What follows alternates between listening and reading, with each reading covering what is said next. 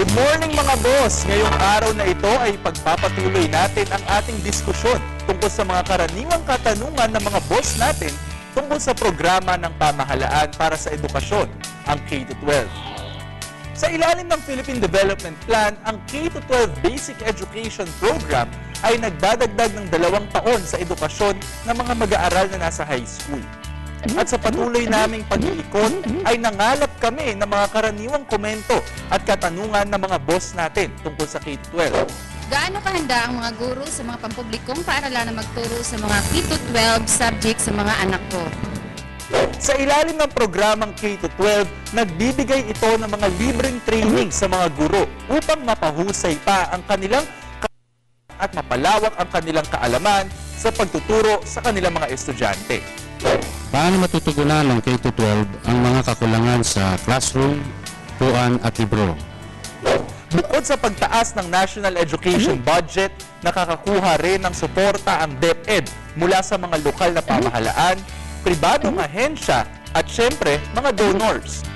Sa katunayan nga, ang 2.5 million na kakulangan sa mga upuan ay natugunan na sa pagde-deliver ng 3 milyon na mga upuan Enero nitong taon.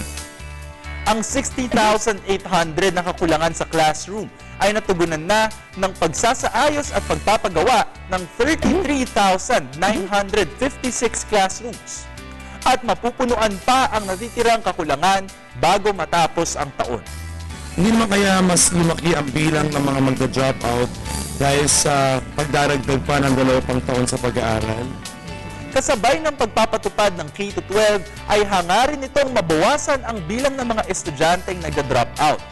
Kaya naman tinitiyak ng kurikulum na ito na maipapaabot ang kalidad na edukasyon saan ng Pilipinas at sisiguraduhing matututo ang mga bata. Sa K-12 curriculum ay pinaiigting din natin ang pagbibigay ng home study programs sa mga batang nais mag-aral, ngunit salat sa pera, malayo ang tirahan sa paaralan o may pisikal na karamdaman.